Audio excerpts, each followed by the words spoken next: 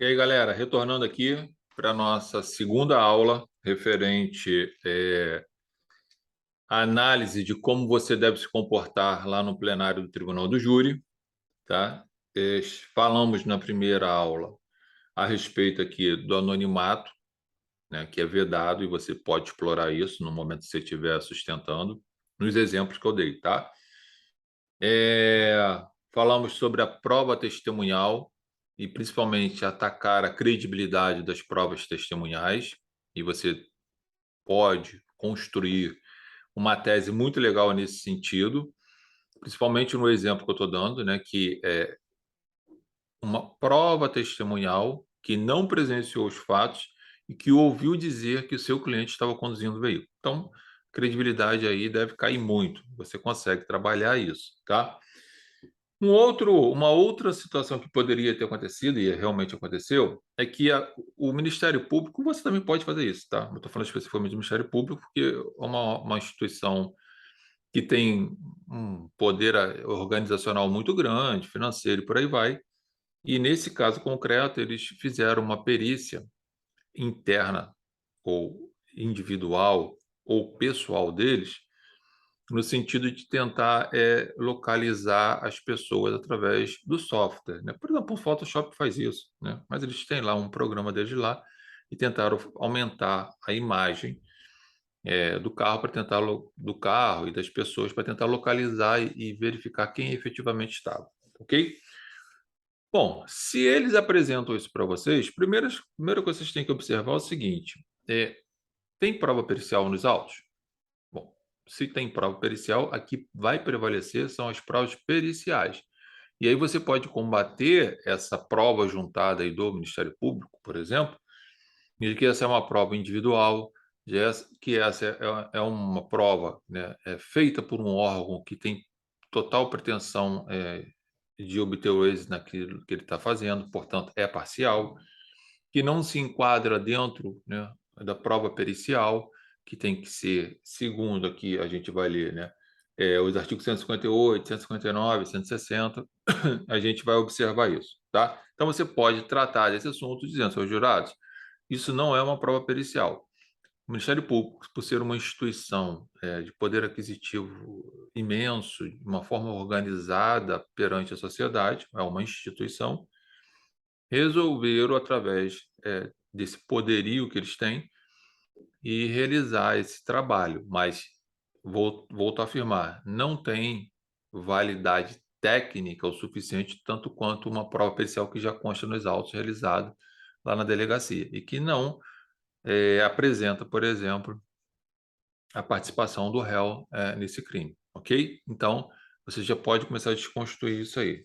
Além do mais, vocês podem, por exemplo, ler o artigo 158, eu já até falei isso lá, mas só repetindo, ó, 158 fala assim, ó, quando a infração deixar vestígios, será indispensável o exame de corpo de delito, direto ou indireto, não podendo suprir a confissão do acusado, tá ok? 159. O exame de corpo de delito e outras perícias serão realizados por perito oficial, portador de diploma do curso superior. Então tem que ser o perito oficial, aquele concursado, ok? 160 fala: os peritos elaborarão o laudo pericial, onde descreverão minuciosamente o que examinarem e responderão os quesitos formulados, ok? Então, tem que ter um laudo pericial realizado por peritos oficiais do Estado. Então, vocês já podem começar a desconstituir essa prova produzida pelo Ministério Público, dizendo que essa prova é uma prova produzida pela instituição, né, e o que vale, o que tem o grande peso, o que apresenta de concreto, de forma isolada, de forma imparcial, é a prova pericial que consta nos autos que foi realizada pela perícia do Estado. Essa que tem que ser levada em consideração.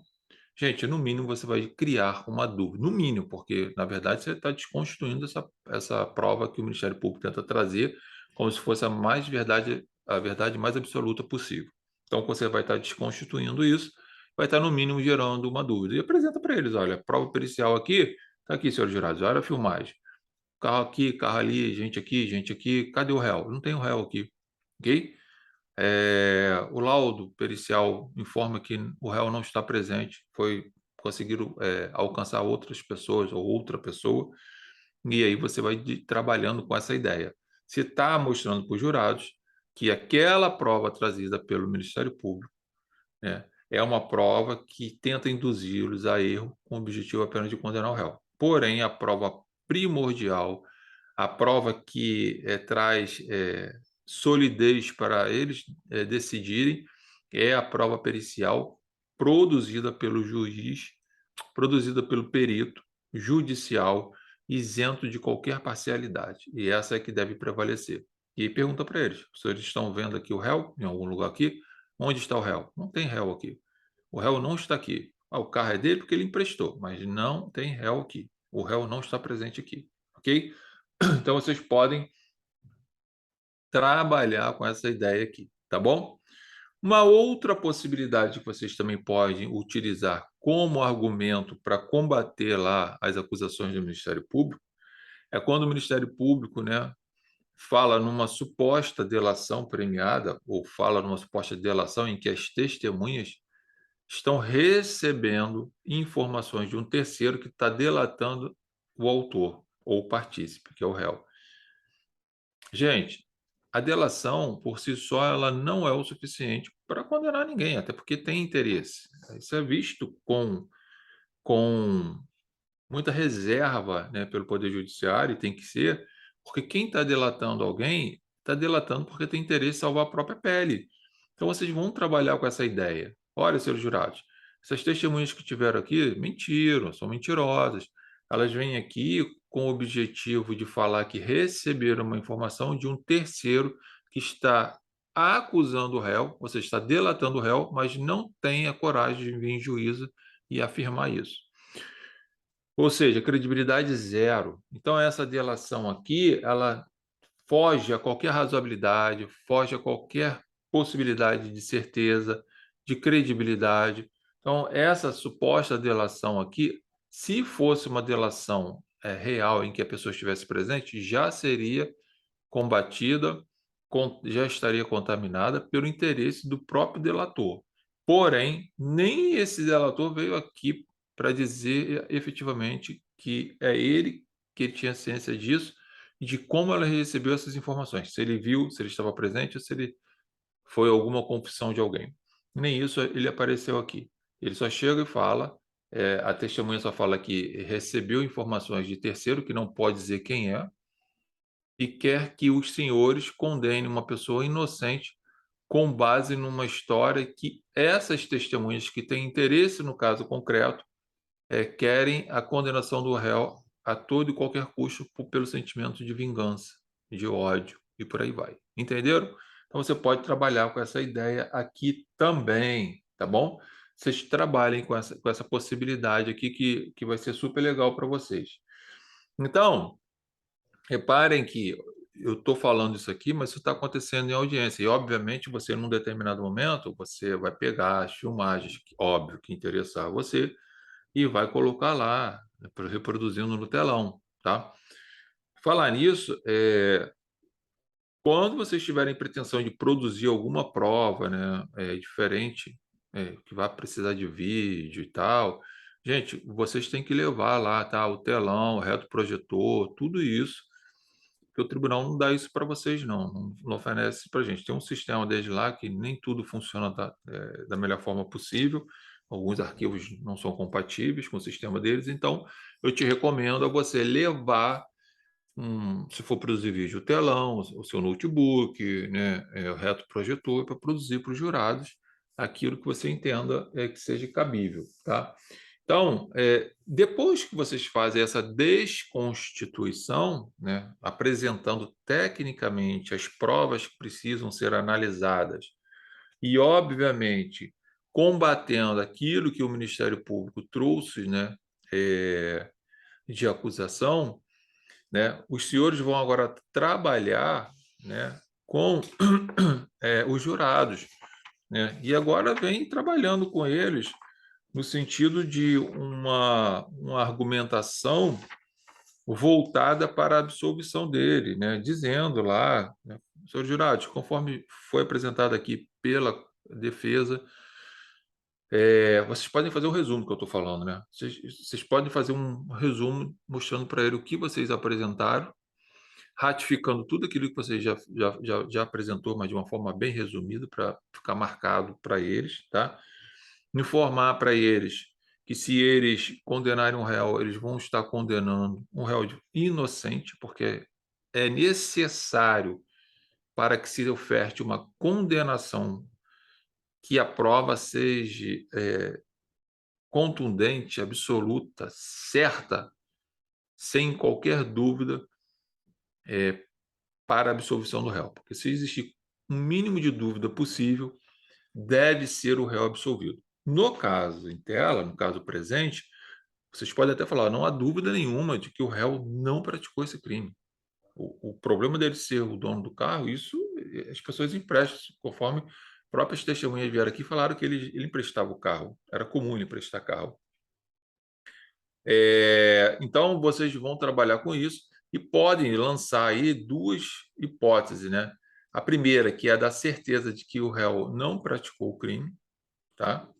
E se ainda assim tivesse qualquer dúvida, se os senhores tiverem qualquer dúvida, essa dúvida tem que ser utilizada em favor do réu, indúbio pro réu. Ou seja, quer condenar? O Ministério Público tem que apresentar prova contundente. Cadê o réu ali? Cadê o réu aqui? Onde é que está o réu? Não tem. Não tem a presença do réu. O que se tem é um veículo rodando nas redondezas, na localidade. Tem outras pessoas ou outra pessoa, mas não tem a figura do réu. Então, aí tem no mínimo uma dúvida. No mínimo, para mim, tem a certeza de que o réu não praticou esse crime, ok? E aí vocês vão pedir para absolvição. E vocês têm que informar para os jurados que os jurados serão quesitados, serão perguntados sobre determinados assuntos que eles deverão responder. Dependendo da resposta, ou ele vai absolver ou ele vai condenar. Tá? Então, vocês devem explicar para ele o que é essa quesitação, apesar que o juiz vai explicar, mas não custa você fazer isso. Tira um tempinho na sua sustentação oral para isso. Faz essa apresentação para ele dos quesitos e fala para eles, né, o que você quer que eles respondam, sim ou não. Né? Então, olha só, o artigo 482 e 483 trata dos quesitos. O 483 fala assim: os quesitos serão formulados na seguinte ordem, indagando sobre dois pontos. A materialidade do fato, ou seja, senhores jurados, será perguntado para os senhores se o crime tal ocorreu, se houve a morte. Sim, houve a morte, tá ok? Por quê? Porque eu tenho um laudo de exame cadavérico, então alguém morreu. Então, respondam sim. A autoria e participação. Então, vai ter um outro quesito informando se o seu cliente participou, se o réu participou daquele quesito, daquele crime. Então, seus jurados serão perguntados aos senhores se o réu participou desse crime. Respondam não, ok? Respondendo não, os senhores estarão absolvendo o réu. Respondendo sim, os senhores estarão já encaminhando o réu para uma condenação. Então, o réu participou desse crime? Estou afirmando para os senhores desde o início, e mostrei isso na lei, mostrei na doutrina e mostrei na jurisprudência, que, e além dos fatos, das filmagens, das provas produzidas aqui em juízo, que o réu não estava conduzindo o veículo, ou não estava naquele veículo. Então, os senhores devem responder não, ok? Ele não participou desse crime. Os senhores estarão absolvendo com certeza. Mas, se ainda assim os senhores estiverem em dúvida se ele estava ou não estava, os senhores devem aplicar o princípio do indúbio pro réu, porque o Ministério Público não conseguiu e não há provas efetivas de que o réu estava dentro daquele veículo. Então, portanto, deve ser absolvido. Então, a resposta aqui para que os senhores possam ir para suas casas, repousarem de forma tranquila, né, a sua consciência, a resposta é não. E, consequentemente, os senhores irão absolver o réu por questão de direito, conforme eu já mostrei na lei, por questão de fato, conforme foi produzido aqui, e até por questão de justiça, com suporte de outras ciências, como foi o caso da psicologia que eu mostrei para os senhores aqui, o que são essas provas testemunhais, o que contamina uma prova testemunhal. Então, senhores jurados, a defesa requer a vossas excelências que digam não ao segundo quesito de participação do réu, tá ok? Que o réu não estava conduzindo esse carro, tá? Veja que você está trabalhando com os jurados ali há 1h30. Talvez você pode ser que você venha em réplica ou não, porque vai depender se o Ministério Público vai vir em réplica.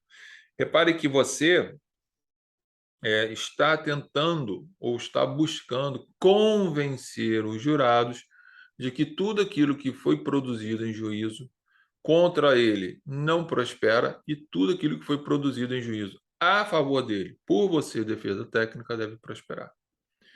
Gente, para isso eu preciso, não tem como, eu preciso ter essa organização, né? Eu preciso ter esse poder de síntese, mas o poder de síntese não pode ser um poder de síntese superficial. Eu tenho que sintetizar tudo, né? Diminuir de uma forma que eu consiga apresentar dentro de 1h30, mas também de forma profunda, para poder alcançar, né, o voto favorável ao réu.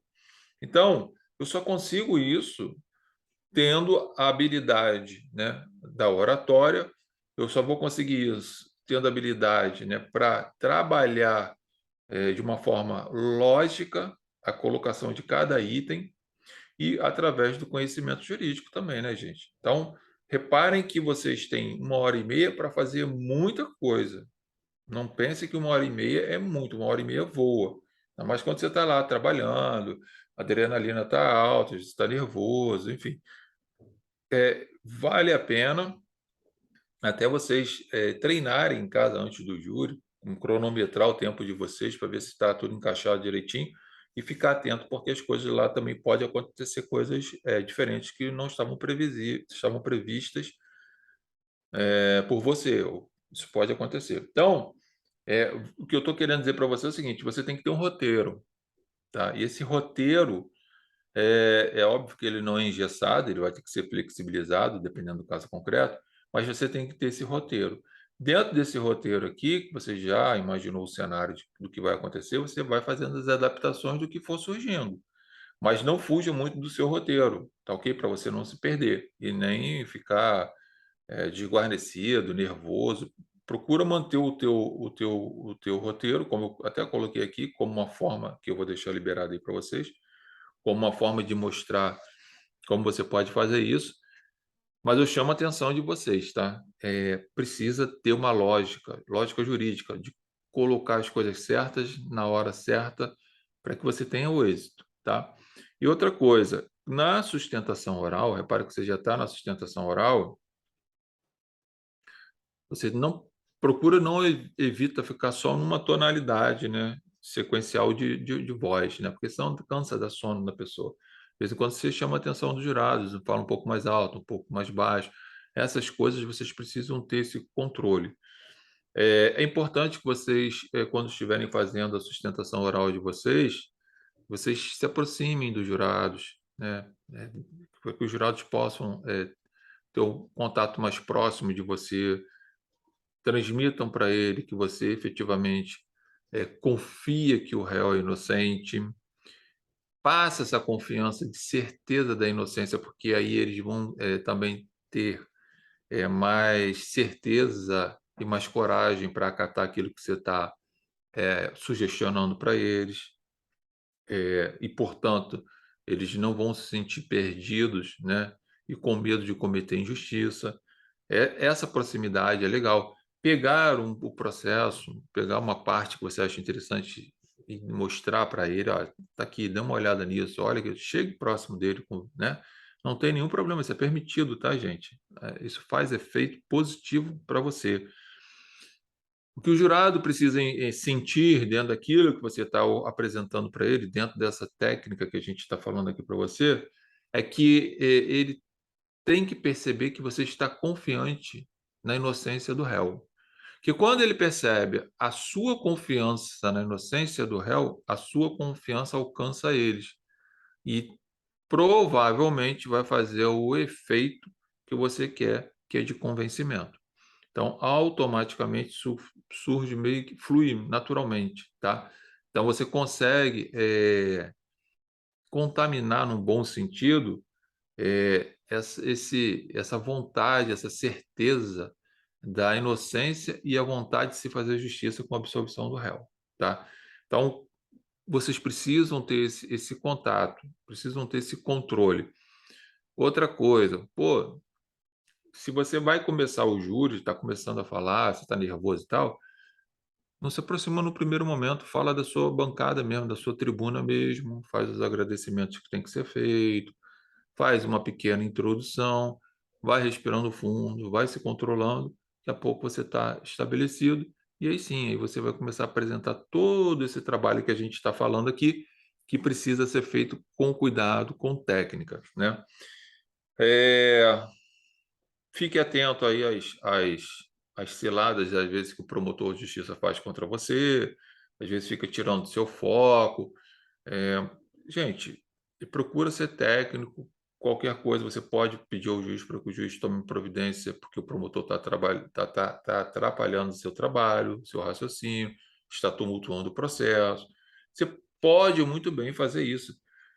E lembre-se, tribunal do júri vigora o princípio da oralidade, dinamicidade, mas principalmente da plenitude de defesa. Plenitude de defesa. Outra coisa, se fiquem atentos à denúncia e à pronúncia. O que vai delimitar a acusação no plenário do tribunal de júri é a pronúncia. Só pode ser sustentada aquilo que está ali na pronúncia. Aquilo é limite do promotor de justiça. Então, se a alegação é de homicídio qualificado por uma qualificadora, não pode o promotor vir falar agora no plenário de homicídio qualificado com duas qualificadoras. Você tem que rechaçar isso, falar até que isso é nulidade, tá? Não deixa passar isso. Não leia bem a pronúncia para você estar ciente do que você vai ter que encontrar no cenário lá na hora do plenário. Pode o promotor inovar? Não. Pode a defesa inovar? Pode. Cuidado, que nem sempre você vai conseguir inovar. Detalhe, que eu quero chamar a atenção agora aqui para vocês. Quanto ao interrogatório, tá? Lembre-se, o réu, né, no momento do interrogatório, nós temos lá a ampla defesa dele, ok? Que é constituída da defesa técnica, que é você, defensor público, defensor, advogado, defensor público, e o réu, que vai prestar os esclarecimentos que forem necessários. Cuidado, em plenário, né, independente de estar em plenário ou não, o réu pode ficar em silêncio, tá? E esse silêncio não poderá ser utilizado contra ele. Muitas pessoas usam essa técnica, até mesmo no plenário. Eu, particularmente, não sou muito favorável, a não ser que seja um caso muito específico, do silêncio total do réu, porque os jurados querem ouvir alguma coisa do réu, mas tem gente que usa, tá? Isso não é crítica, é técnica. O réu pode responder somente as perguntas que quiser, que pode ser do promotor, do juiz ou da defesa. Ou o réu pode responder todo mundo, todas as perguntas que vierem do promotor, do juiz, da defesa. Ou o réu pode responder somente as perguntas da defesa, ok? Então, seriam respostas seletivas, perguntas seletivas, ou seja, você seleciona o que você quer perguntar, o réu vai responder daquilo que você perguntou. Eu sou muito adepto dessa possibilidade. Se você for usar essa técnica, o juiz vai perguntar: o réu vai usar o direito de ficar em silêncio? Você fala que não, mas que ele só vai responder as perguntas da defesa. É possível isso? Possível isso. Tem aqui, eu vou liberar para vocês também, um julgado do STJ, tá? Em que o STJ cassou a sentença, a decisão de pronúncia, porque o juiz não permitiu que o réu tivesse o direito de responder só as perguntas da defesa. E encerrou a audiência. Absurdo, né? Aí a defesa recorreu e o STJ foi e cassou aquela decisão de pronúncia, mandando que os autos baixassem, fosse realizada a audiência, para que o réu fosse ouvido de acordo com o seu direito de responder somente as perguntas que ele quisesse da sua defesa, tá? Isso é um chamado, né, depoimento ou interrogatório seletivo. Por quê? Porque o interrogatório é visto como meio de defesa, tá bom? Então, se é um meio de defesa, ele não é obrigado a produzir prova contra ele. Só que quando você faz isso, você está fazendo isso perante pessoas do povo, e automaticamente, provavelmente, né, o promotor vai tentar alguma graça. Mas mesmo que ele não tente, são pessoas do povo que está lá e cria aquela dúvida: pô, mas se esse cara não quer responder, por quê? Então, você faça as perguntas, né, que tragam clareza para os jurados no que diz respeito aos fatos. Não adianta você também querer colocar o réu, né, de uma forma de fazer perguntas para ele fora do contexto dos fatos. Faça dentro do contexto, mas óbvio que beneficia ele, é isso que eu estou dizendo. Então, você pode muito bem e deve fazer esse tipo de trabalho, eu faço isso, e de não permitir que ele responda pergunta do promotor e nem do juiz, porque esses caras não estão ali para ajudar nada, e só responde as minhas perguntas e eu trago essa clareza para os jurados, tá? E explico para os jurados por quê, tá? Por que que eu faço isso? Estou mostrando para os jurados que não foi opção do réu em responder só as minhas perguntas, foi a minha posição de advogado, de técnico, conhecedor do direito, que uso isso. Mas, volto a afirmar, tem que ter o respeito ao princípio da lealdade processual, porque os jurados estão ali atentos e querem ouvir alguma coisa do réu coerente, né? É, até porque aqui você vai perguntar para o réu se o promotor vier em réplica, ele pode usar o que foi falado do seu cliente de absurdo para falar que está mentindo, por aí vai. Então, tem que ter também essa questão da técnica. Mas eu acho que é uma boa técnica, eu uso e sou adepto a isso, tá? Então, gente, fica essa dica aqui para vocês, referente a como vocês podem se comportar dentro de um plenário tribunal de júri. Claro, é óbvio, tudo isso tem que ser montado já antes, né, gente? Eu estou fazendo um resumo daquilo que provavelmente vai acontecer lá no plenário do tribunal do júri. Mas você já fez isso antes, você já selecionou tudo que você vai produzir, quais os artigos que você vai ler, já vai levar a sua jurisprudência montadinha, separada para ler também para os jurados, para mostrar para eles, vai apresentar os vídeos que, se você tiver, ou os documentos, ou laudo pericial que você quiser apresentar no telão, você apresenta.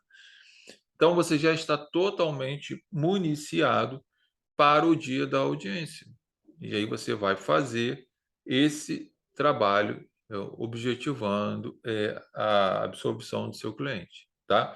Então, esse todo esse trabalho já começou lá atrás. Agora você só está exteriorizando ele no plenário do Tribunal do Júri, perante os jurados, que serão os juízes de fato e que vão julgar o seu cliente, tá? E aí tudo provavelmente correrá bem. Ah, Zé Carlos, e se não correr?